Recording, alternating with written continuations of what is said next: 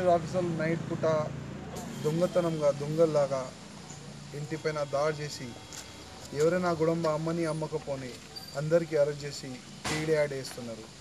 వాళ్ళకి bond over చేస్తున్నారు. ఎంత టార్చర్ చేస్తున్నారు.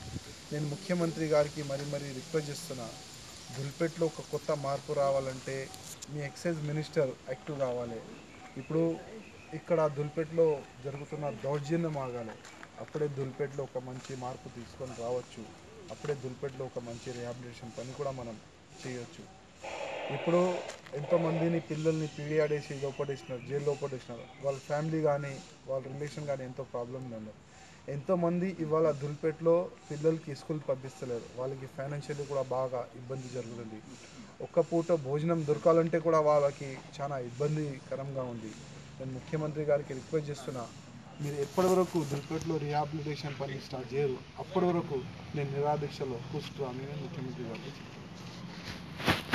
ఇవాళ దుల్పేట్ ఎక్సైజ్ ఆఫీస్ ముందు నిరాదీక్ష గురించి కూసుంటే పోలీసు వాళ్ళు దౌర్జన్యంగా మాకు అరెస్ట్ చేసి బొల్లారం పోలీస్ స్టేషన్కి తీసుకొని వచ్చారు.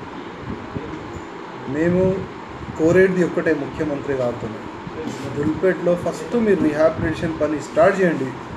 దాని తర్వాత చూడండి దుల్పేటలో ఎట్లా గుడంబ బంద్ చేయరు, అది మీరే చూస్తారు. ఫస్ట్ మీరు రిహాబిలిటేషన్ పని స్టార్ట్ చేయరు, అందరికీ గుడంబ మీరు బంద్ చేపిస్తున్నారు. ఇప్పటికే వందల దాంట్లో మంది వాళ్ళ పిల్లలకి స్కూల్ కూడా పంపిస్తలేరు. ఒక్క పూట భోజనం దొరకాలంటే కూడా వాళ్ళకి చాలా ఇబ్బందికరంగా అయింది. నేను ముఖ్యమంత్రి గారికి రిక్వెస్ట్ చేస్తున్నా, ఫస్ట్ మీరు రిహాబిలిటేషన్ పని స్టార్ట్ చేయండి. దాని తర్వాతనే వీళ్ళకి బిజినెస్ ఏదో ఉంది అది బంద్ చేపియండి. ఎందుకంటే చాలా ఇబ్బందులు ఉన్నారు దుల్పేటలో. మీరు ఎప్పటి వరకు దుల్పేట్లో రిహాబిలిటేషన్ పని స్టార్ట్ చేయరు, నేను అప్పటి వరకు నిరాదీక్షలో కూర్చుంటా. మీరు ఇవాళ అరెస్ట్ చేపించినారు ముఖ్యమంత్రి గారు, ఎక్కడ పెడతారు? ఎన్ని గంటలు అరెస్ట్ చేస్తారు? ఎన్ని దినాలు అరెస్ట్ చేస్తారు? ఎన్ని నెలలు నాకు అరెస్ట్ చేసి లోపల పెడతారు? నేను అప్పటి వరకు నిరాదీక్షలో నేను కూర్చుంటా.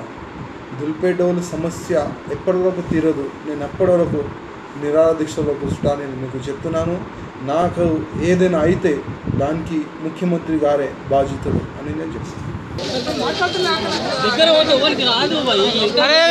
వీడియో